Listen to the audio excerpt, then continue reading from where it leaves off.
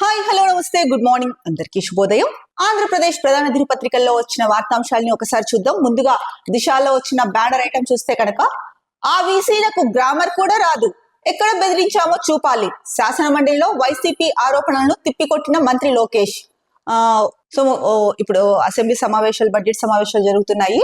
అయితే కొంతమంది వీసీలు రాజీనామా చేశారు. దానిపైన అయితే కనుక వైసీపీ బెదిరించి అంటే కూటమి ప్రభుత్వం ముఖ్యంగా టీడీపీ బెదిరించి రాజీనామా చేయించారు అని చెప్పేసి ఆరోపిస్తోంది. దీనిపైన శాసన మండలిలో లోకేష్ స్పందిస్తూ ఇది 3-4 రోజుల నుంచి జరుగుతూ ఉంది. దీనికి సంబంధించి అంటే ఆ వీసీలు ఎవరైతే రిజైన్ చేశారో వాళ్ళకి గ్రామర్ కూడా రాదు అని చెప్పేసి అంటున్నాడు. ఇక ఎక్కడ బెదిరించాం మేము అన్నది మీరు చూపించండి అని చెప్పేసి సాక్ష్యాలు ఉన్నాయా, ప్రూఫ్స్ ఉన్నాయో చూపించండి, మేము బెదిరించలేదు, ఎక్కడ బెదిరించి ఉంటే ఎక్కడ బెదిరించామో చెప్పండి అన్నట్టు చెప్తున్నాడు. ఇంకా అలాగే శాసన మండలిలో ఏదైతే కనుక వైసీపీ ఈ ఆరోపణలు చేసిందో, బెదిరిస్తున్నారు మీరు, బెదిరించారు అందుకనే రిజైన్ చేశారు అని చెప్పారు, ఆ వ్యాఖ్యలను అయితే కనుక లోకేష్ తిప్పికొట్టాడు అని చెప్పేసి ప్రధానంగా ఇచ్చారు. ముఖ్యంగా చూసుకుంటే కనుక 15 మంది వీసీలను బలవంతంగా రాజీనామా చేయించారని, దీనిపై విచారణ జరిపించాలని వైసీపీ పక్ష నేత బొత్స సత్యనారాయణ డిమాండ్ చేశారు. దీనిపై మంత్రి లోకేష్ స్పందిస్తూ వీసీల నియామకాన్ని పారదర్శకంగా చేపట్టామని స్పష్టం చేశారు. వీసీల రాజీనామా లేఖల్లో బెదిరించారనే పదం ఎక్కడుందో చూపించాలని కోరారు. సో వాళ్ళు ఎక్కడ అంటే వాళ్ళు ఏదైతే లెటర్ ఇచ్చారో, రిసిగ్నేషన్ లెటర్, దాంట్లో ఎక్కడ బెదిరించారు అన్న వర్డ్ అయితే లేదో, ఎక్కడ ఉందో చూపించండి అని చెప్పేసి లోకేష్ అయితే అంటున్నారు. ఇక ముఖ్యంగా లోకేష్ ఇంకొక వ్యాఖ్య కూడా చేశారు. మరి ఇది ఎంతవరకు కరెక్ట్, తను ఈ మాట మాట్లాడడం అనేది తనకే తెలియాలి. వైసీపీ హయాంలో వివిధ యూనివర్సిటీలకు వైస్ ఛాన్సలర్లుగా నియమితులైన వారికి ఇంగ్లీష్ లో కనీస వ్యాకరణం కూడా రాదని ఐటీ విద్యాశాఖల మంత్రి నారా లోకేష్ ఎద్దేవా చేశారు. ఇప్పుడు ఏమీ రాకోకుండా వాళ్ళ స్థాయికి అయితే రారు కదండి. ఒకేసారి వీసీలుగా నియమించేసారు కదా, వాళ్ళకి టీచింగ్ ఎక్స్పీరియన్స్ ఉంటుంది. తర్వాత ఒక టీచర్ ఉపాధ్యాయ వృత్తి అనేది చాలా గౌరవప్రదమైనది. ప్రతి ఒక్కరూ అంటే మనకి పెద్దలు కూడా చెప్తారు, మాతృదేవో భవ, పితృదేవో భవ, ఆచార్య దేవో భవ అని. మరి అలాంటి సాంప్రదాయంలో ఉన్న మనము ఇప్పుడు వీసీలకి కనీసం గ్రామర్ కూడా రాదు అని చెప్పేసి ఎద్దేవా చేయడం ఎంతవరకు కరెక్ట్? సరే, వీసీలు మీరు ఈ టాపిక్ పక్కన పెట్టండి. వాళ్ళు మీరు బెదిరించారా, బెదిరించి రాజీనామా చేసి ఇచ్చారా వాళ్ళతో, లేకపోతే వైసీపీ ఆరోపణలు నిజమా అబద్ధమా, ఇదంతా పక్కన పెట్టేస్తే వైసీపీ హయాంలో నియమించిన వీసీలకు కనీసం గ్రామర్ కూడా రాదు అన్నట్టు మీరు మాట్లాడుతున్నారు. ఇది ఎంతవరకు కరెక్ట్ లోకేష్ గారు? మీరంటే లండన్ లో చదువుకొని వచ్చారో, ఎక్కడ చదువుకొని వచ్చారో, మరి విదేశాల్లో అయితే చదువుకొని వచ్చినట్టున్నారు. మీకు వచ్చినట్టు ఇంగ్లీష్ అందరికీ రావాలా? ఒక వీసీ అయినప్పుడు మినిమం రాకోకుండా ఎలా ఉంటుంది ఇంగ్లీషు? మీకు ఇంకా అంటే మాట్లాడడానికి ఏం దొరకక మాట్లాడారా, లేకపోతే ఏదో ఒకటి అనాలని చెప్పేసి అన్నారా? అంటే వైసీపీ మీద కక్షతో అన్నారా, లేకపోతే నిజంగా వీసీలకు ఇంగ్లీష్ రాదని చెప్తున్నారా? ఏదైనా మాట్లాడేటప్పుడు ఇలాంటి అంశాలు చాలా ప్రాధాన్యత కలిగిన అంశాలు. ఇలాంటి వాటి మీద మాట్లాడేటప్పుడు కొంచెం ఆచితూచి మాట్లాడాల్సిన అవసరం ఉంది. మీరు ఒక విద్యాశాఖ మంత్రి, అది మర్చిపోయి మామూలుగా మాట్లాడేస్తున్నారా ఏదో ఫ్రెండ్స్ తో చిట్ చాట్ చేసినట్టు? అలా ఎద్దేవా చేయొచ్చా అసలు వీసీలని? టీచర్ వృత్తి ఎంత గౌరవప్రదమైనది. ఈ రోజు మీరు మండలిలో ఉండి మాట్లాడుతున్నారు అంటే కనుక మీరు చదువుకున్నారు. మీకు చదువు చెప్పింది ఎవరు? టీచర్లే కదా. మీరు యూనివర్సిటీకి వెళ్ళారు, అక్కడ ఎవరు? ప్రొఫెసర్సే కదా. యూనివర్సిటీలకి ఎవరు ఉంటారు? వైస్ ఛాన్సలర్సే కదా. అంటే వైసీపీ హయాంలో నియమించిన, అంటే ఏమి రాని వాళ్ళని యూనివర్సిటీ వైస్ ఛాన్సలర్ గా నియమించింది వైసీపీ గవర్నమెంట్ అని చెప్పేసి మీరు చెప్పాలనుకున్నారు. అంటే వైసీపీని తిట్టుకోండి, మీరు తిట్టుకోండి, వీసీలని అంటారు ఎందుకు? అంటే పోనీ దీనిపైన కొంతమంది ముఖ్యంగా యూనివర్సిటీలో చదువుకుంటున్న వాళ్ళు చాలా మంది దీనిపైన ఏమి అభిప్రాయం వ్యక్తం చేస్తున్నారు అంటే కనుక, మాకు తెలిసిన దాని ప్రకారము స్టూడెంట్స్ అయితే కనుక ఎవరైతే చదువుకుంటున్నారో యూనివర్సిటీలో వాళ్ళు కొంతమంది అభిప్రాయపడిన మాటలు అయితే కనుక ఏంటంటే, మాకు తెలిసిన దాని ప్రకారము దీనిపైన చర్చ పెట్టండి లోకేష్ గారు. వైసీపీ హయాంలో ఎవరైతే ఏ యూనివర్సిటీలకైతే వైస్ ఛాన్సలర్లుగా నియమితులయ్యారో వాళ్ళందరినీ పిలిపించి మీరు డిస్కషన్ చేయండి, వాళ్ళకి ఇంగ్లీష్ వచ్చో రాదో అప్పుడు మీరు డిసైడ్ చేయండి అని చెప్పేసి అభిప్రాయపడుతున్నారు. మరి ఏమంటారు దీనికి మీరు? ఇది టీచర్ వృత్తిని, ఉపాధ్యాయ వృత్తిని, మొత్తం ఉపాధ్యాయ వృత్తికి సంబంధించిన అందరినీ అవమానించినట్టే. మీరు మాట్లాడేటప్పుడు కొంచెం ఫ్లోలో వస్తున్నాయి కదా అనేసి అలా తక్కువ మాట్లాడడం కాదు. అసలు ఎలా అంటారండి? వ్యాకరణం ఇంగ్లీష్ లో కనీస వ్యాకరణం కూడా రాదని చెప్పేసి మీరు ఎలా అంటారు? ఇది మీ విచక్షణకి వదిలేస్తున్నాము. మీరే దీనిపైన రియలైజ్ అయ్యి క్షమాపణలు చెప్తారా బీసీలకి, లేకపోతే ఏం చేస్తారా అన్నది ఇది కంప్లీట్ గా మీ విచక్షణకే వదిలేస్తున్నారు. ఇక మరో ముఖ్యమైన వార్త, మన ఊరి శ్రీమంతుడు పేదల సాయానికి సర్కార్ P4 ప్రాజెక్టు, బీదలకు ఆసరా కానున్న ధనికులు, కొత్తగా పబ్లిక్ ప్రైవేట్ పీపుల్స్ పార్ట్నర్షిప్, ఉన్న పథకాలతో పాటు P4 సాయం అదనం. రాష్ట్రంలో ఉగాది నుంచి పైలట్ ప్రాజెక్ట్, తొలి విడతగా 5,869 కుటుంబాలకు లబ్ధి. సో దీనికి సంబంధించి అక్కడ చిన్న న్యూస్ ఇచ్చారు. ఈ సర్వే చేపట్టిన తర్వాత ప్రజల్లో కొన్ని అనుమానాలు నెలకొన్నాయి. అమల్లో ఉన్న పథకాలను ఈ సర్వే అనంతరం తీసేస్తారని అపోహలు ఏర్పడ్డాయి. దీన్ని రాష్ట్ర ప్రభుత్వం కొట్టిపారేస్తోంది. ఇప్పటికే అందుతున్న పథకాలకు అదనంగా పేదలకు సాయం అందుతుందని సీఎం చంద్రబాబు నాయుడు స్పష్టం చేశారు. ఇప్పటికే అమలు చేస్తున్న ఏ పథకాన్ని తొలగించేది లేదని తేల్చి చెప్పారు. సో సీఎం అయితే కనుక క్లారిటీ ఇచ్చారు.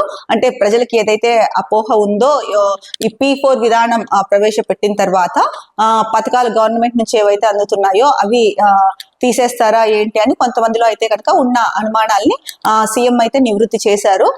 ప్రభుత్వ పథకాలు ఏవైతే అందుతున్నాయో అవి కంటిన్యూ అవుతాయి అలాగే. సో దానిలో ఎక్కడ వాటిని ఆపేది లేదు, ఏమీ లేదు అని చెప్పేసి చెప్పారు. అలాగే ఈ P4 అనే విధానం ఏదైతే ఉందో ఈ ప్రాజెక్టు దీనిని అంటే దీని ద్వారా అంటే పేదరికాన్ని నిర్మూలించడం కోసం ఈ ప్రాజెక్ట్ ని చేపట్టారు. ముఖ్యంగా ఆ పబ్లిక్ ప్రైవేట్ పీపుల్స్ పార్ట్నర్షిప్ తో నడుస్తుంది. ఇప్పుడు ఏవైతే స్కీమ్స్ ఉన్నాయో వాటితో పాటే ఈ P4 కూడా కంటిన్యూ అవుతుంది. సో ఈ P4 విధానం అయితే కనుక ఈ పథకాలు ఏవైతే కొనసాగుతున్నాయో వాటికి అదనంగా ఉంటుంది అని చెప్పేసి చెప్తున్నారు. సో ముఖ్యంగా అయితే కనుక ఈ ప్రాజెక్ట్ ఉగాది నుంచి అయితే కనుక ప్రారంభం అవుతుంది. అంటే పైలట్ ప్రాజెక్టు కింద స్టార్ట్ చేస్తున్నారు ప్రయోగాత్మకంగా. సో దీని ద్వారా తొలి విడతగా అయితే కనుక 5,869 కుటుంబాలకైతే కనుక దీని ద్వారా లబ్ధి చేకూరుతుందని చెప్పేసి చెప్తున్నారు. మరో వార్త, ఫైనల్ కు భారత్, ఛాంపియన్స్ ట్రోఫీలో సెమీస్ లో విక్టరీ, 4 వికెట్ల తేడాతో ఆస్ట్రేలియాపై విజయం. బ్యాటింగ్ లో అదరగొట్టిన కోహ్లీ, అయ్యర్, కేఎల్ రాహుల్. వరుసగా 3వ ఛాంపియన్స్ ట్రోఫీ ఫైనల్ కు టీమిండియా. మొత్తానికైతే ఆస్ట్రేలియాతో ఏదైతే గండం అనుకున్నారో ఆ గండం గడిచిపోయింది. నిన్న సెమీఫైనల్లో అయితే కనుక మొదటి సెమీఫైనల్లో భారత్ 4 వికెట్ల తేడాతో అయితే కనుక ఆస్ట్రేలియాపై గెలిచింది. ముఖ్యంగా చాలా మంది క్రికెట్ అభిమానులు అయితే కనుక 2023లో వన్డే ప్రపంచ కప్ లో ఫైనల్లో భారత్ ఆస్ట్రేలియా తలపడ్డాయి. అప్పుడు 6 వికెట్ల తేడాతో ఆస్ట్రేలియా గెలిచింది. సో దానికి ప్రతీకారం తీర్చుకునే ఛాన్స్ భారత్ కి ఇప్పుడు వచ్చిందని చెప్పేసి నిన్న దానిపైన చాలా మంది చర్చలు చేపట్టారు. ఎలాగైనా ఇండియా గెలవాలి అని చెప్పేసి. సో క్రికెట్ అభిమానులు, క్రికెట్ ప్రేమికుల అంచనాలకి ఏమాత్రం తగ్గకోకుండా భారత్ అయితే కనుక కంగారులను ఓడించి ఫైనల్ కి అయితే చేరింది. నిన్నైతే కనుక క్రికెట్ అభిమానులకు ఒక పండుగ వాతావరణం లాగా చేసుకున్నారు. మరో వార్త, సింహం పిల్లలతో మోడీ ఆట, వాటికి పాలు పట్టించిన ప్రధాని, గుజరాత్ లోని వాంతారాలో పర్యటన. సో గుజరాత్ లోని వాంతారా ఏదైతే ప్రదేశం ఉందో ఆ ప్రాంతంలో ప్రధాని నరేంద్ర మోడీ పర్యటిస్తున్నారు. ఈ నేపథ్యంలోనే ఆయన ఈ నేపథ్యంలోనే మోడీ గారు సింహం పిల్లలతో ఆడుకుంటూ ఉన్న ఫోటోని అయితే కనుక ఇక్కడ ఇచ్చారు. అంటే వన్య ప్రాణులని రక్షించాలి అని చెప్పేసి మోడీ చెప్తున్నారు. ముఖ్యంగా వన్య ప్రాణుల పట్ల దయ్యతో, జాలితో ఉండండి అని కూడా చెప్పడం జరిగింది. రాష్ట్రానికి వైసీపీ హానికరం, బడ్జెట్ పై చర్చలో ఆర్థిక మంత్రి పయ్యావుల కేశవ్ హాట్ కామెంట్స్. దార్శనికుడు చంద్రబాబు అడుగుజాడల్లో నడుద్దాం, రాష్ట్రాన్ని అభివృద్ధి చేద్దామని పిలుపు. సో వైసీపీ రాష్ట్రానికి ఈ న్యూస్ చూస్తే కనుక వైసీపీ రాష్ట్రానికి హానికరం, ఆ విషయాన్ని ప్రజలు గుర్తించి 11 స్థానాలకు పరిమితం చేశారు. ధూమపానం ఆరోగ్యానికి హానికరం అంటూ సిగరెట్ పెట్టెలపై క్యాన్సర్ బొమ్మలతో హెచ్చరించినట్లుగా సమాజానికి వైసీపీ హానికరమని పదే పదే ప్రచారం చేయాలని రాష్ట్ర ఆర్థిక శాఖ మంత్రి పయ్యావుల కేశవ్ అన్నారు. బడ్జెట్ పై అసెంబ్లీలో జరిగిన చర్చలో ఆయన మాట్లాడుతూ బక్కోడి బువ్వను లాక్కొని బలిసిపోదామనుకుంటే కుదరదన్నారు. గత ప్రభుత్వం బక్కోడి బువ్వను లాక్కునే ప్రయత్నం చేసింది కాబట్టి ప్రజలు కూటమికి అనుకూలంగా అద్భుతమైన తీర్పు ఇచ్చారని అన్నారు. సో ఆంధ్రప్రదేశ్ రాష్ట్రంలో అయితే బడ్జెట్ సమావేశాలు జరుగుతున్నాయి. ఈ నేపథ్యంలో అసెంబ్లీలో అయితే కనుక అంటే బడ్జెట్ పై చర్చలో ఆర్థిక మంత్రి పయ్యావుల కేశవ్ ఎవరైతే ఉన్నారో ఆయన కొన్ని హాట్ కామెంట్స్ చేశారు. ముఖ్యంగా వైసీపీ రాష్ట్రానికి హానికరము, ఆయన ఏకంగా సిగరెట్ ప్యాకెట్ పైన క్యాన్సర్ వస్తుంది అని చెప్పేసి సిగరెట్ బొమ్మలు ఏదైతే ఇచ్చారో అలా సమాజానికి వైసీపీ హానికరమని పదే పదే ప్రచారం చేయాలి అని చెప్పేసి చెప్తున్నారు. మీరు బడ్జెట్ పైన చర్చ చేపడుతున్నారా లేకపోతే అక్కడ ఎవరైతే ఉన్నారో అసెంబ్లీలో ఉన్నది కూటమి ప్రభుత్వం వాళ్ళే అధికంగా ఉన్నారు. వైసీపీకి 11 సీట్లు వచ్చాయి. ఇక్కడ ఏ పార్టీకి అనుకూలము కాదు, ఏ పార్టీకి వ్యతిరేకం కాదు, ఉన్నది ఉన్నట్టు చెప్తున్నాం మీకు. అయితే మీరు బడ్జెట్ మీద చర్చ చేయాలి కానీ మధ్యలో ఇవంతా ఏంటి? అసలు మీరు ఆర్థిక మంత్రి, ఎన్నోసార్లు ఎమ్మెల్యేగా గెలిచారు, మీరు ఇలా మాట్లాడుతున్నారేంటి? అంటే మీ టార్గెట్ ప్రజల సమస్యలు, రాష్ట్ర అభివృద్ధి ఎలా చేయాలి అని చూడడం పైన, లేకపోతే వైసీపీని ప్రధానంగా వైసీపీని కనుమరుగు చేసేలాగా ఎక్కడ సందర్భం దొరికినా కూడా మాట్లాడి ప్రజల్లో వైసీపీ మీద విషం నింపాలా అన్నదా మీ వ్యూహం ఏంటి అన్నది ముఖ్యంగా ప్రజలకైతే కనుక మీరు తెలియజేయాలి. ఎందుకంటే కనుక బడ్జెట్ సమావేశాలు జరుగుతున్నప్పుడు బడ్జెట్ పైన మీరు చర్చ కొనసాగిస్తున్నారు. మీరు చర్చ కొనసాగించేటప్పుడు మళ్ళీ వైసీపీ గురించి ఎందుకు అక్కడ మాట్లాడుకోవడం? సరే, మాట్లాడారు. మీరు అసెంబ్లీలో ఉండి ఒక బాధ్యతాయుత ప్రజాప్రతినిధి అయ్యుండి, ఆర్థిక మంత్రి అయ్యుండి వైసీపీ హానికరము, దాన్ని కూడా సిగరెట్ ప్యాకెట్ అంటే స్మోక్ చేస్తే ఏ విధంగా క్యాన్సర్ వస్తుందో దానికి సంబంధించి ఆ ప్యాకెట్ పైన బొమ్మలతో సహా హెచ్చరిస్తూ ఉంటారు కదా, అలాగే పదే పదే సమాజానికి వైసీపీ హానికరమని ప్రచారం చేయాలి అని మీరు అసెంబ్లీలో ఎలా మాట్లాడతారు? మీరు పబ్లిక్ మీటింగ్ లో మాట్లాడితే అది వేరు, అసెంబ్లీలో ఎలా మాట్లాడతారు మీరు ఇట్లాంటి విషయాలు? అంటే అసెంబ్లీని కూడా రాజకీయాలకు వేదికగా చేస్తున్నారా? అసెంబ్లీలో ఏం చేయాలి మీరు? అసెంబ్లీలో మీరు చేయాల్సింది ప్రజా సమస్యల పైన చర్చించడం, ప్రతిపక్షాల పార్టీల పైన నిప్పులు జరగడం కాదు. ఇట్లాంటి విషయాలు కూడా మీకు తెలియదా? ఏదో ఒక సందర్భంలో ప్రతిపక్ష పార్టీలని మాట్లాడడమే ఉంది. మరి ఇలాంటివి సీఎం గారికి తెలియదా?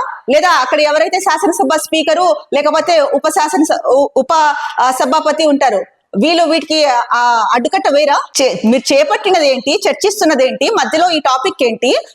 మీరు పొడి ప్రతిపక్షాల గురించి మాట్లాడినా కూడా వాళ్ళు మీ చర్చకి అడ్డు వచ్చినప్పుడు మాట్లాడము ఇదంతా ఓకే, కానీ ప్రచారం చేయాలి సమాజానికి వైసీపీ హానికరం అని చెప్పేసి మీరు ఇట్లాంటి వ్యాఖ్యలు అసెంబ్లీలో ఎలా చేస్తారు? దీనిపైన సీఎం కానీ డిప్యూటీ సీఎం కానీ పోనీ కాబోయే డిప్యూటీ సీఎం అని ప్రచారం జరిగింది కదా, నారా లోకేష్, వీళ్ళ హోమ్ మినిస్టర్ గాని వీళ్ళంతా ఎందుకు స్పందించట్లేదు? స్పందించారా? మరి ఇక్కడైతే ఫ్రంట్ పేజ్ ఎక్కడ రాలేదు. మీరు అసెంబ్లీ సమావేశాలని కూడా మొత్తానికి ఒక పబ్లిక్ మీటింగ్ లాగా వాడేసుకుంటున్నారా? అసెంబ్లీ సమయాన్ని వృధా చేస్తున్నారా? అసెంబ్లీ టైం ఎంత కీలకమైనది. ప్రజా సమస్యల పైన చర్చించమని మీకు అసెంబ్లీ ఏర్పాటు చేసేది. మీరు వాటిని వదిలేసి మీరు చెప్పుకుంటూ ఏదో ప్రజా సమస్యల గురించి మాట్లాడుతున్నాము, బడ్జెట్ చర్చ జరుగుతూ ఉంది అని చెప్పుకుంటూ వెళ్ళేసి ఇంకొక వైపు ప్రతిపక్షాలని టార్గెట్ చేస్తూ ఏంటిది?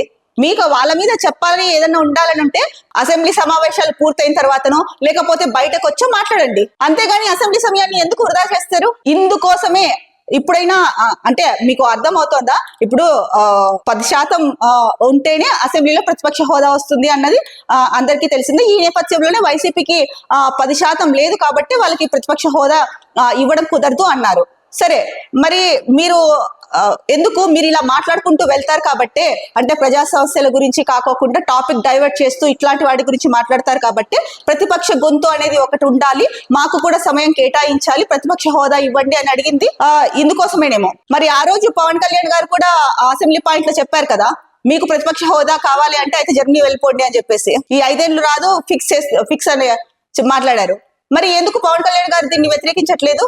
అసెంబ్లీ సమావేశాలు దేనికి జరుగుతాయి? ముఖ్యంగా ప్రజా సమస్యలు, ఇప్పుడున్న ఆంధ్రప్రదేశ్ ఆర్థిక పరిస్థితి కానీ ఆంధ్రప్రదేశ్ పరిస్థితిని దృష్టిలో పెట్టుకొని సభ్యుల సలహాలు తీసుకొని, మంత్రులు కానీ ఎమ్మెల్యేలు కానీ వాళ్ళ సలహాలు తీసుకొని ఎలా ముందుకెళ్ళాలి, ఏంటి, ఏం జరుగుతోంది, ఇవన్నీ వదిలేసి మీరు మాట్లాడుకుంటూ మధ్యలో అంటే ఎక్కువ ఫోకస్ దేని మీద చేస్తున్నారు? మీరు చాలా సీనియర్ నేత, ఇంకొక వైపు సీఎం గారు 45 ఏళ్ల నుంచి రాజకీయాల్లో ఉన్నారు. ఇంతమంది సీనియర్లు ఉన్నప్పుడు మీరే ఇలా మాట్లాడితే కనుక ప్రజలకి ఏం సందేశం ఇద్దామని మీ విచక్షణకే వదిలేస్తున్నాం. ఇక్కడ మా పాయింట్ ఏంటంటే కనుక అసెంబ్లీ సమావేశాలు అన్నది ప్రజల సమస్యలు అలాగే రాష్ట్ర అభివృద్ధికి సంబంధించి అక్కడ చర్చించుకోవడానికి కేటాయించిన సమయం.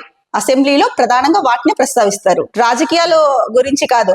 సరే, అధికార పార్టీ చెప్పేటప్పుడు ప్రతిపక్షాలు వాటిని అడ్డుకొని నానా రభస చేస్తా ఉంటే అప్పుడు వాళ్ళని అంటే కామ్ డౌన్ చేయడానికి, లేదంటే కనుక వాళ్ళని నిరసన వ్యక్తం చేయకుండా ఉండడానికి కొన్ని మాటలు మాట్లాడుకుంటూ ఉంటారు. అది ఎక్కడైనా జరిగేదే. కానీ మీరు ఇక్కడ ప్రధానంగా ఒక న్యూస్ పేపర్ లో మెయిన్ పేజ్ లోనే వచ్చిందంటే కనుక మీరు ఎలాంటి వ్యాఖ్యలు చేశారు అసెంబ్లీలో అన్నది ఇక్కడే అర్థమైపోతుంది. ఇక మరో వార్తాంశం చూసుకుంటే కనుక హాస్టళ్లలో బీపీటీ రైస్ తో భోజనం వచ్చే విద్యా సంవత్సరం నుంచి అమలు, విద్యార్థులకు మెరుగైన సౌకర్యాలు విద్య అందించడమే లక్ష్యం, మంత్రి డిబివి స్వామి వెల్లడి. సో వచ్చే విద్యా సంవత్సరం నుంచి అయితే కనుక హాస్టల్స్ లో బీపీటీ రైస్ తో భోజనం ఉంటుందని చెప్పేసి మంత్రి డిబివి స్వామి అయితే కనుక వెల్లడించారు. సో పిల్లలకి మంచి ఆహారం అందించే ఏర్పాట్లో భాగంగా ఈ నిర్ణయం తీసుకోవడం అయితే జరిగింది. సో అట్లాగే విద్యార్థులకు మెరుగైన సౌకర్యాలు ఇంకా విద్య కూడా మంచిగా అందించడమే లక్ష్యం అని చెప్పేసి చెప్తున్నారు. మరో ముఖ్యమైన వార్త, ఏపీపీఎస్సీ ఉద్యోగాలకు వయో పరిమితి పెంపు, నిరుద్యోగులకు రాష్ట్ర ప్రభుత్వం శుభవార్త. నాన్ యూనిఫామ్ ఉద్యోగులకు వయో పరిమితి 34 నుంచి 42 ఏళ్లకు పెంపు, యూనిఫామ్ ఉద్యోగులకు 2 సంవత్సరాలు పెంపు.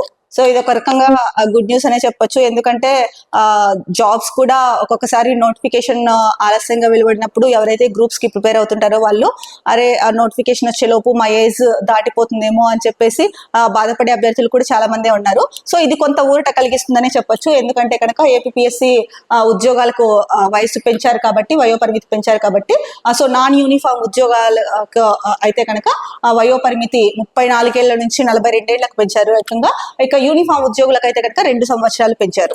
మరో వార్త, ఉమెన్స్ డే కి శక్తి యాప్ సిద్ధం, సీఎం చంద్రబాబు చేతుల మీదుగా ఆవిష్కరణ, మహిళలు చిన్నారుల భద్రత కోసం ప్రత్యేక రక్షణ విభాగం ఏర్పాటు చేస్తాం, హోంమంత్రి వంగలపూడి అనిత వెల్లడి. మరో ముఖ్యమైన వార్తా పత్రిక ఆంధ్రజ్యోతి చూస్తే కనుక రాజ్యసభకు నాగబాబు మండలికి కాకుండా ఢిల్లీ పంపాలని జనసేన ప్రతిపాదన, ఆమోదించిన సీఎం చంద్రబాబు, సాయిరెడ్డి వైదొలిగిన స్థానంలో ఎంపిక. అంటే కన్ఫర్మ్ గా చెప్పట్లేదు కానీ సాయిరెడ్డి వైదొలిగిన స్థానంలో ఎంపిక చేసే అవకాశం ఉందని అయితే కనుక చెప్తున్నారు. అక్కడ బీజేపీ పోటీ చేస్తుందని ప్రచారం, ఒకవేళ నాగబాబుకే ఇస్తే బీజేపీకి ఎమ్మెల్సీ, అటు టీడీపీలో భారీగా ఆశావహులు. సో టీడీపీలో అయితే కనుక ఈ దీనిపైన అయితే కనుక చాలా మంది ఆశలు పెట్టుకొని ఉన్నారు. సో మొత్తానికి అయితే కనుక రాజ్యసభకు నాగబాబు వెళ్తాడు అన్నట్టయితే కనుక వార్త ఇచ్చారు.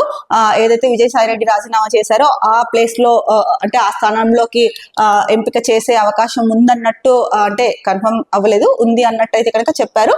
ఇంకా ఒకవేళ సాయిరెడ్డి ప్లేస్ ఏదైతే ఉందో, అంటే ఆయన రిజైన్ చేసిన స్థానం ఏదైతే ఉందో దానికి నాగబాబు కనుక ఎంపిక చేస్తే కనుక ఇక అక్కడ బీజేపీ పోటీ చేస్తుందని చెప్పేసి ప్రచారం జరుగుతోంది. ఒకవేళ నాగబాబుకే ఇస్తే కనుక బీజేపీకి ఎమ్మెల్సీ ఇస్తారని చెప్పి కూడా చెప్తున్నారు.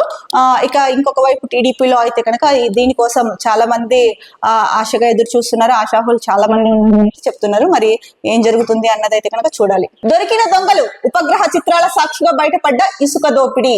సో ఇక్కడ ఏదైతే కనుక ఉపగ్రహాల చిత్రాల సాక్షిగా బయటపడ్డ ఇసుక దోపిడీ అని చెప్పారు. దానికి సంబంధించిన ఫోటో ఇచ్చి డేట్ తో సహా సో మార్క్ చేసి ఇచ్చారు. భారీ యంత్రాలతో ఇసుక తవ్వకాల దృశ్యం ఇక్కడ కనిపిస్తోంది, ఇక్కడ ఇచ్చారు. అలాగే దీనికి సంబంధించి ఫోటో ఇచ్చి కిందనే ఇచ్చారు. పల్నాడు జిల్లాలో కృష్ణానదిలో జరిగిన అక్రమ తవ్వకాలను కళ్ళకు కట్టే ఉపగ్రహ చిత్రాలు ఇవి. ఇందులో పసుపు గీతల మధ్య ఉన్నది అధికారిక రీచ్, ఆకుపచ్చ రంగు గీతల మధ్య ఉన్నది అక్రమంగా తవ్వకాలు జరిగిన ప్రాంతం. భారీ యంత్రాలతో ఇసుక తవ్వుతున్న దృశ్యాలు ఉపగ్రహం కంటికి చిక్కాయి. సో ఈ ఏదైతే కనుక అక్రమంగా తవ్వకాలు జరిపారో దానికి సంబంధించి ఈ ఎల్లో కలర్ పసుపు గీతలు ఉన్నాయి కదా, ఇక్కడ ఇచ్చింది అయితే కనుక అవి అఫీషియల్ రీచ్ లో, అంటే అధికారికంగా ఉండే రీచ్ లో. ఇక ఆకుపచ్చ రంగు గీతల మధ్య ఉన్నది అయితే కనుక ఇవైతే ఏదైతే ఆకుపచ్చ రంగులో ఇచ్చారో వాటి మధ్య ఉండేదైతే కనుక అక్రమంగా తవ్వకాలు జరిగిన ప్రాంతం అని చెప్పేసి చెప్తున్నారు. ఇక అలాగే భారీ యంత్రాలతో ఇసుక తవ్వుతున్న దృశ్యాలు కూడా ఉపగ్రహం కి దొరికాయి అని చెప్పేసి చెప్పారు. సో ఇక్కడ ఇచ్చారు భారీ యంత్రాలతో ఇసుక తవ్వకాల దృశ్యం అని చెప్పేసి. ఇలాగే అనుమతి ఉన్న రీచ్ అక్రమ తవ్వకాల ప్రాంతం అని చెప్పేసి కూడా ఇక్కడ ఒక ఫోటో ఇచ్చారు. మొత్తానికి అయితే కనుక ఎవరు అక్రమంగా ఇసుకని తవ్వారో దానికి సంబంధించిన ఫోటోలు అయితే కనుక బయటకు వచ్చాయి. మరి దీనికి సంబంధించి రాష్ట్ర ప్రభుత్వం ఎలాంటి డెసిషన్ తీసుకుంటుందో చూడాలి. ఎవరు ఈ పని చేశారు, అంటే ఇది జగన్ గత వైసీపీ ప్రభుత్వంలో ఏదైతే కనుక అంటే విచ్చలవిడిగా ఇసుక తవ్వకాలు జరిగినాయో, గత వైసీపీ ప్రభుత్వంలో అయితే కనుక ఇసుక తవ్వకాలు విచ్చలవిడిగా జరిగాయి అని చెప్పేసి చెప్తున్నారు.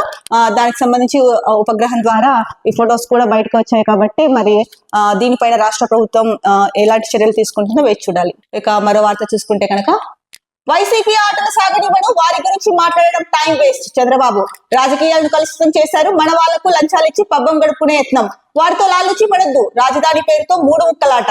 అమరావతిని శ్మశానం అన్నారు. రాజధానిని సర్వనాశనం చేశారు. మనం తిరిగి గాడిన పెడుతున్నాం. విశాఖ స్టీల్ ప్లాంట్ కు ప్యాకేజీ, రైల్వే జోన్ సాధించాం. మూడు పార్టీల ఐక్యత శాశ్వతం కావాలి. విజయోత్సవ సభలో చంద్రబాబు. రెడ్ బుక్ తన పని తాను చేసుకుపోతుంది లోకేష్. సో వైసీపీ ఆటలు అయితే కనుక సాగనివ్వము, వారి గురించి మాట్లాడడం కూడా టైం వేస్ట్ అని చెప్పేసి సీఎం చంద్రబాబు నాయుడు అయితే కనుక చెప్తున్నారు. ఇక అలాగే టీడీపీ నేతలకి కూడా లంచాలు ఇచ్చి పబ్బం గడుపుకునే లాగా ప్రయత్నిస్తున్నారని చెప్పేసి చెప్తున్నారు. ఈ విషయంలో ఎవరు లాలూచి పడకండి అని కూడా టీడీపీ నేతలకైతే సీఎం చెప్పడం జరుగుతోంది. ముఖ్యంగా అంటే ఈ 9 నెలల్లో మనం అయితే కనుక విశాఖకి స్టీల్ ప్లాంట్ ప్యాకేజీ, అలాగే రైల్వే జోన్ అయితే కనుక సాధించాము. మూడు పార్టీలు కూటమి ప్రభుత్వంలో టీడీపీ, బీజేపీ, జనసేన ఏదైతే ఉందో ఈ మూడు పార్టీల ఐక్యత శాశ్వతం కావాలి అని చెప్పేసి కూడా చంద్రబాబు నాయుడు చెప్పడం జరిగింది. ఇక లోకేష్ అయితే కనుక రెడ్ బుక్ తన పని తాను చేసుకుపోతుందని చెప్పేశారు. ఎందుకంటే ఫస్ట్ నుంచి లోకేష్ ఎక్కడ ఏం మాట్లాడినా కూడా రెడ్ బుక్ అన్నది అయితే కనుక కంపల్సరీ ఉండాలి అనుకుంటాను.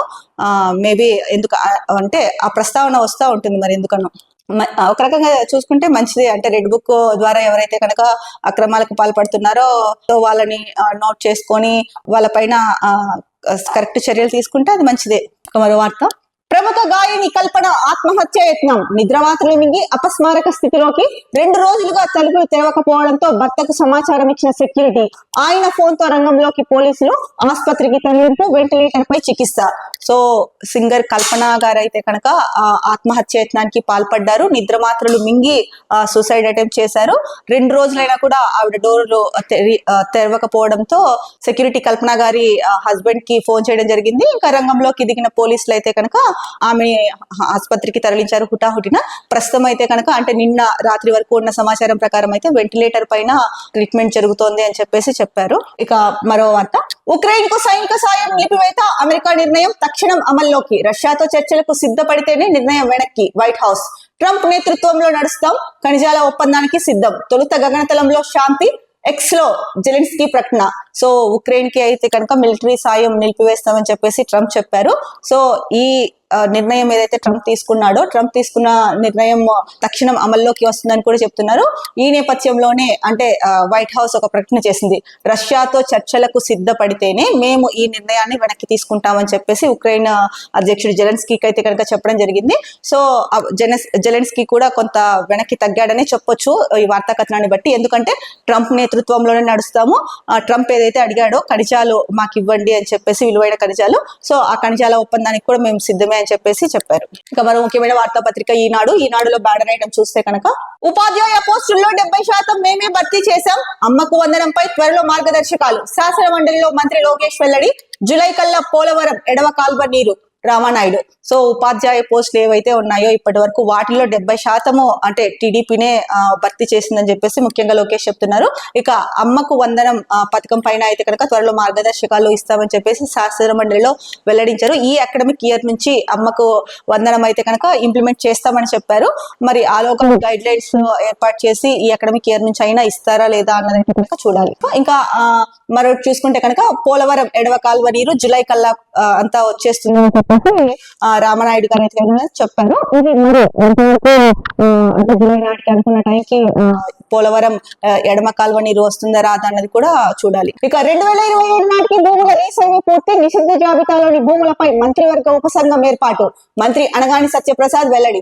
సో 2027 నాటికి అయితే కనుక భూముల రీసర్వే పూర్తి అవుతుంది అని చెప్పేసి మంత్రి చెప్పడం జరిగింది. ముఖ్యంగా నిషిద్ధ జాబితాలో ఏవైతే ఉన్నాయో భూములు, వాటిపైన ఆ భూములపై మంత్రివర్గ ఉపసంఘం అయితే కనుక ఏర్పాటు చేస్తామనేసి స్పష్టం చేశారు.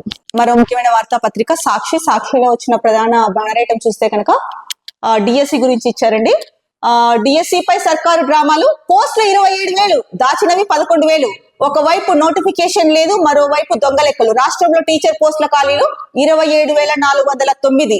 సో ఒక సామాజిక కార్యకర్త అయితే కనుక సమాచార హక్కు చట్టం కింద అడిగారు. దానికి సంబంధించిన ఫోటో కూడా ఇచ్చారు. సమాచార హక్కు చట్టం కింద అడిగిన ప్రశ్నకు రాష్ట్రంలో 27,409 ఉపాధ్యాయ పోస్టులు ఖాళీగా ఉన్నాయని తెలియజేస్తూ పాఠశాల విద్యాశాఖ ఫిబ్రవరి 9న బదిలిచ్చిన లేఖ ఇది. దాంట్లో ఇచ్చారంటే మొత్తం శాంక్షన్డ్ పోస్టులు 2,06,393 ఉంటే దాంట్లో ఇప్పుడు వర్క్ చేస్తున్న వాళ్ళు 1,78,984 మంది ఉన్నారు. అంటే మిగిలిన పోస్టులు ఎన్ని ఉన్నాయి? 27,409 ఉన్నాయి. మరి 27,409 పోస్టులు ఉన్నప్పుడు ఎందుకు 16,000కే నోటిఫికేషన్ ఇచ్చారు? మరి ఆ మిగతా పోస్టులు ఎందుకు ఇవ్వట్లేదు? మెగా డిఎస్ అని మీరే చెప్పారు కదా, ఎన్నికల హామీ అప్పుడు చెప్పారు. చంద్రబాబు నాయుడుకి జనరల్ గా ప్రమాణ స్వీకారం చేసిన తర్వాత తొలి సంతకం దీనిపైనే పెడతా, లేదా ఈ ప్రాజెక్టు పైన పెడతా, నేను ఇచ్చిన హామీ పైన పెడతా అనేది గతంలో అయితే ఎప్పుడు చూడలేదు. ఇది అంటే ఇది తీసుకొచ్చింది అయితే కనుక నాకు తెలిసి రాజశేఖర రెడ్డి గారు రైతులకి ఉచిత విద్యుత్ పంపిణీ చేస్తాము, తొలి సంతకం అధికారంలోకి వచ్చిన తర్వాత దాని మీద చేస్తామనేసి అప్పట్లో రాజశేఖర రెడ్డి గారు చెప్పారు. అన్న మాట ప్రకారమే తొలి సంతకం దాని మీద చేశారు, ఇంప్లిమెంట్ చేశారు. మరి చంద్రబాబు నాయుడు గారు 9 నెలలు అవుతోంది ప్రభుత్వం ఏర్పడి, మరి తొలి సంతకం డిఎస్సి పైన చేశారు. ఎప్పటికప్పుడు పద్దాట్లలాగా దాటుకుంటూనే వెళ్ళిపోతున్నారు. ఇదిగో అప్పుడు ఇస్తాం డిఎస్సి, ఇదిగో ఇప్పుడు ఇస్తాం డిఎస్సి అని చెప్పేసి. మరి మెగా డిఎస్సి అన్నప్పుడు, మెగా డిఎస్సి ఇస్తామని ఎన్నికల ప్రచారంలో చెప్పినప్పుడు చాలా మంది ఏమనుకున్నారు? చిన్నపిల్లలనే చెప్తారు, మెగా అంటే మీనింగ్ ఏంటండి? అధిక సంఖ్యలో అనే కదా. 16,000 అధిక సంఖ్య ఎలా అవుతుంది? పోనీ సరే, ఉన్న పోస్టులే ఇవ్వాలి కాబట్టి మీరు ఇస్తున్నారు, మెగా డిఎస్సి అన్నారు, ఎక్కువ పోస్టులు కాబట్టి అనుకోవచ్చు. మరి ఇక్కడ క్లియర్ గా చెప్పారు కదండి, విద్యాశాఖ పాఠశాల విద్యాశాఖనే చెప్పింది కదా 27,409 పోస్టులు ఉన్నాయని. మరి ఇవన్నీ ఇవ్వండి. మీరు అప్పుడేమన్నారు? 25,000 ఇస్తామన్నారు. తర్వాత 16,000కే అన్నారు, 16,000 పైచిలకు పోస్టులకు అన్నారు. మరి 27,000 ఖాళీలు ఉన్నాయి, 27,000 పైన ఉన్నాయి. ఇవి ఇవ్వకపోయినా కనీసం మీరు చెప్పినట్టు 25,000 అన్నా ఇవ్వండి. ఎందుకు 16? అంటే ఏమన్నా ఉందా దానికి? అంటే కొన్ని పోస్టులు ఇలా హోల్డ్ లో పెట్టాలి, లేకపోతే దానికి ఏదైనా ఉంటే చెప్పండి. అప్పుడే కదా అభ్యర్థులు ఎవరైతే ఉన్నారో డిఎస్సికి ప్రిపేర్ అయ్యే వాళ్ళు కూడా కొంత ఓకే దీనివల్ల ఆపారా అనుకుంటారు. ఇప్పుడు ఎప్పటి నుంచో కోచింగ్ తీసుకుంటూ డిఎస్సి కోసం వెయిట్ చేస్తున్న వాళ్ళు చాలా మంది ఉన్నారు. సో ఇంత లేట్ అవుతున్నందుకు అసహనం వ్యక్తం చేస్తున్నారు. సరే, ఈ 9 నెలలు సరే జరిగిపోయింది. ఈ మార్చిలోనే డిఎస్సి నోటిఫికేషన్ ఉంటుందని చెప్పేసి, డిఎస్సి ఉంటుందని చెప్పేసి లోకేష్ అయితే చెప్పారు. మరి ఈ నేపథ్యంలో ఇప్పుడు 27,000 పోస్టులు, 27,409 పోస్టులు ఉన్నాయి అని చెప్పి పాఠశాల విద్యాశాఖ చెప్పింది. ఇవి ఇచ్చినా చాలా మంది సంతోషపడతారు, ఎందుకంటే పోస్టులు పెరిగాయి కాబట్టి. మరి దీనిపైన ఇది ఎవరు అంటే మీ మీద, అంటే రాష్ట్ర ప్రభుత్వం మీద ఎవరు బురద చల్లడానికి ప్రయత్నం చేయలేదు, ఏమీ చేయలేదు. పాఠశాల విద్యాశాఖ ఫిబ్రవరి 9వ తేదీన ఇచ్చిన సమాచారం ఇది. మరి దీనిపైన మీరే ఏం డెసిషన్ తీసుకుంటారో తీసుకోండి. ఇక్కడ చూస్తే కనుక 16,347 ఖాళీలు చూపుతున్న కూటమి ప్రభుత్వం 11,000కు పైగా పోస్టులు దాచిపెట్టి అభ్యర్థులతో ఆటలు. సీఎం తొలి సంతకం ఫైల్ కి లభించిన మోక్షం. మెగా డిఎస్సి అంటూ 9 నెలలుగా వంచన. ఆర్థిక భారంతో శిక్షణ పొందుతున్న నిరుద్యోగుల్లో ఆందోళన. టీచర్ పోస్టుల ఖాళీలు 10% మించరాదని నిబంధన. కానీ రాష్ట్రంలో 13% దాటిపోయిన ఖాళీలు. టీచర్ల కొరతపై పాఠశాల విద్యాశాఖకు బాలల హక్కుల కమిషన్ లేఖ. మరి రాష్ట్ర ప్రభుత్వం ఈ పోస్టును దాచిపెడుతోంది అంటే దీనిపైన ఏమన్నా ఉందా? సరే, అంతకుముందు వైసీపీ ప్రభుత్వం ఉంది, వాళ్ళు ఎలక్షన్స్ ముందు 6,000 పోస్టులు, 6,000 పైసలకు పోస్టులు ఇస్తామని చెప్పారు. సో అప్పుడు కూడా, అంటే అప్పటికి కూడా నాకు తెలిసి ఇన్ని పోస్టులే 27,000 పోస్టులే ఖాళీ ఉంటాయి. మరి అప్పుడు వైసీపీ ప్రభుత్వము అదే బాటలో నడిచింది. ఇప్పుడు మెగా డిఎస్సి అని మీరు 25,000 ఇస్తామన్నారు, ఎవరు? కూటమి, టీడీపీ. మరి మీరు ప్రచారంలో చెప్పినట్టు 25,000 పోస్టులు అయినా ఇవ్వాలి కదా, అది కూడా ఇవ్వట్లా. సో గత ప్రభుత్వము అలానే, అంటే ఎన్నికల ముందు ఇస్తాము అంటే ఎన్నికల ముందు హడావిడిగా చెప్పడం జరిగింది కొన్ని నెలల ముందు. సో అవి ఇవ్వలేదు. ఇప్పుడు కూటమి ప్రభుత్వం వచ్చిన తర్వాత ఫస్ట్ సైన్ పెట్టారు, ఆ సంతకానికి వాల్యూ లేకుండా వెళ్ళిపోయింది. ఫస్ట్ సైన్ పెట్టారంటే అది వెంటనే ఇంప్లిమెంట్ చెయ్యాల. 9 నెలలు అవుతుంది. మరో వార్త, మా దగ్గర మంత్రదండం లేదు, అయినా చంద్రబాబును గుడ్డిగా నమ్మితే చాలు, రాష్ట్రం మారిపోతుంది. వచ్చే ఆదాయం జీతాలు అప్పుల వడ్డీలకే సరిపోవడం లేదు. రాష్ట్ర జిఎస్డిపి పెరిగితేనే కొత్త అప్పులు పుడతాయి. ఆదాయం సహకరించకపోయినా సూపర్ 6 హామీలు నెరవేరుస్తున్నాం. శాసనసభలో ఆర్థిక శాఖ మంత్రి పయ్యావుల కేశవ్. సో ఈయన ఏమంటున్నారంటే కనుక చంద్రబాబు నాయుడిని మనం గుడ్డిగా నమ్మితే చాలు, రాష్ట్రం మారిపోతుంది అని చెప్పేసి అన్నారు. ముఖ్యంగా మా దగ్గర మంత్రదండం ఏం లేదు, ఇప్పుడు రాష్ట్రంలో అంటే వచ్చే ఆదాయం ఏదైతే ఉందో అది జీతాలకు ఏవైతే అప్పులు ఉన్నాయో ఆ అప్పులకు వడ్డీలు కట్టడానికే సరిపోవడం లేదు. ఆ రాష్ట్ర జీడిపిఎస్ పెరిగితేనే, ఆ వృద్ధి రేటు పెరిగితేనే కొత్త అప్పులు కూడా పుడతాయి అంటున్నారు. ఒకవైపు ఏమో సీఎం గారు సంపద సృష్టించాలి, సంపద సృష్టించిన తర్వాతే అభివృద్ధి సంక్షేమానికి పెద్దపీట వేస్తామని చెప్పేసి ఆ మధ్య వార్తా కథనం ఒకటి వచ్చింది. మరి సంపద సృష్టించడం అంటే సీఎం గారు సంపద సృష్టించాలంటున్నారు. ఇక్కడేమో ఆర్థిక మంత్రి జిఎస్డిపి పెరిగితేనే అప్పులు పుడతాయి అంటున్నారు. అంటే అప్పులు తీసుకురావడం సంపద సృష్టించడం అని భావించవచ్చా? ఇక్కడ కాదు కదా. అప్పులు ఇప్పటికే చాలా అప్పులు చేశారు. దీనిపైన చాలా న్యూస్ వైరల్ కూడా అయింది. ఇంకా ఇప్పుడు సంపద ఎలా సృష్టించాలనేసి సీఎం ఒక పక్కన తాపత్రయపడుతుంటే మీరేమో అప్పులు పుట్టట్లేదు అనేసి మీరు అంటున్నారు. మీకే తెలియాలంటే మరి సమన్వయ లోపమా లేకపోతే సీఎం మాట వింటున్నారా వినట్లేదా మీరు, ఇవన్నీ మీకే తెలియాలి. మరో ముఖ్యమైన వార్త, ఎమ్మెల్సీ ఎన్నికల్లో ఆలపాటి పేరాబత్తుల గాదే గెలుపు. కృష్ణా గుంటూరు పట్టభద్రుల నియోజకవర్గం నుంచి ఆలపాటి రాజా విజయం. ఉభయ గోదావరి జిల్లాల పట్టభద్రుల స్థానంలో పేరాబత్తుల రాజశేఖరం ఎన్నిక. ఉత్తరాంధ్ర ఉపాధ్యాయ నియోజకవర్గం నుంచి గాదా శ్రీనివాసులు గెలుపు. ప్రకటించిన ఎన్నికల సంఘం, ముగిసిన ఎన్నికల కోడ్. సో ఎమ్మెల్సీ ఎన్నికలకు సంబంధించి అయితే కనుక రిజల్ట్స్ వచ్చేసాయి. సో ఆలపాటి రాజా అలాగే పేరాబత్తుల రాజశేఖరం, గాదా శ్రీనివాసులు అయితే కనుక గెలుపొందారు.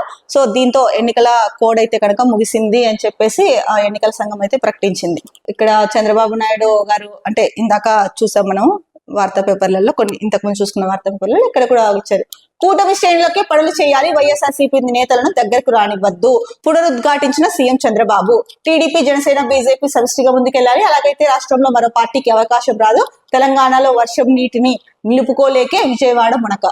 సో సీఎం హోదాలో ఉన్న వ్యక్తి ఇలాంటి మాటలు మాట్లాడొచ్చా? ఇది ప్రజలందరికీ కలిగిన సందేహం. అంటే వైసీపీకి సాయం చేయకండి, వైసీపీ అధికారులు కావచ్చు, ఎవరైనా కావచ్చు. ఇంతకుముందు న్యూస్ పేపర్లో అంటే గత 2 రోజుల క్రితం న్యూస్ పేపర్లో చూసాం.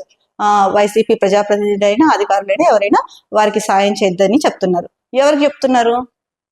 టీడీపీ నేతలకు చెప్తున్నారు. టీడీపీ నేతలకు చెప్తున్నట్టున్నారు. సో ఇంతకుముందు చెప్పారు, అప్పుడే కొన్ని విమర్శలు వచ్చాయి. అలా అంటే రాష్ట్ర ముఖ్యమంత్రి అయ్యి ఉండి ఇలా మాట్లాడడం ఎంతవరకు కరెక్ట్ అని. సో మళ్ళీ కూడా సీఎం గారు మళ్ళీ కూడా అదే విషయాన్ని సీఎం గారు పునరుద్ఘాటించి చెప్తున్నారు. అంటే దీని అర్థం ఏంటో కూడా అర్థం కావట్లేదు. అంటే ఇంకొకటి కూడా చెప్తున్నారు, కూటమి ప్రభుత్వంలో ఏవైతే 3 పార్టీలు ఉన్నాయో మనం సమిష్టి జట్టుగా ఉండాలి అని చెప్పేసి చెప్తున్నారు. ఇట్లా ఉంటేనే రాష్ట్రంలో ఇంకొక పార్టీకి అవకాశం ఉండదని స్పష్టం చేస్తున్నారు.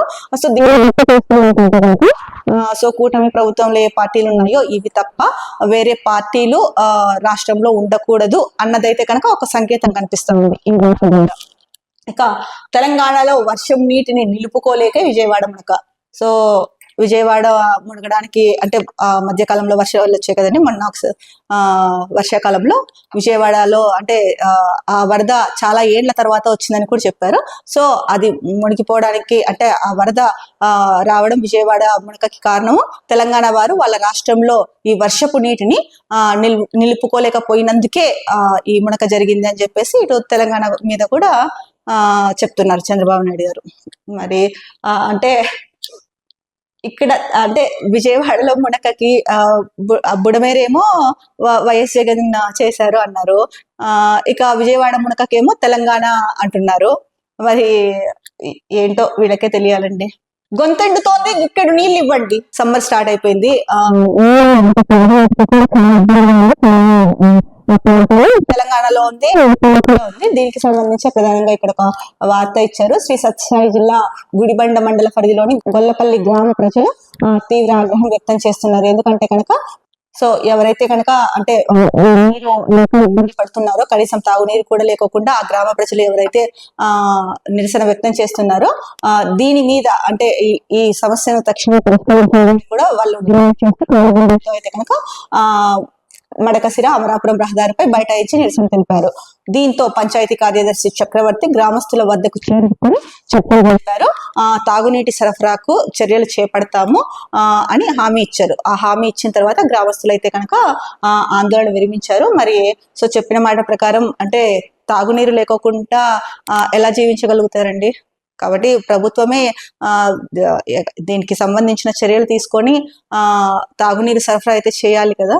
సో ఇక్కడైతే పంచాయతీ కార్యదర్శి అయితే కనుక చెప్పారు, మేము హామీ ఇస్తున్నాము, తాగునీటి సరఫరాకి ఎక్కడ లోటు లేకోకుండా తాగునీటి సరఫరా అయితే సప్లై చేస్తామని చెప్పడంతో గ్రామస్తులు అయితే ఆందోళన విరమించారు.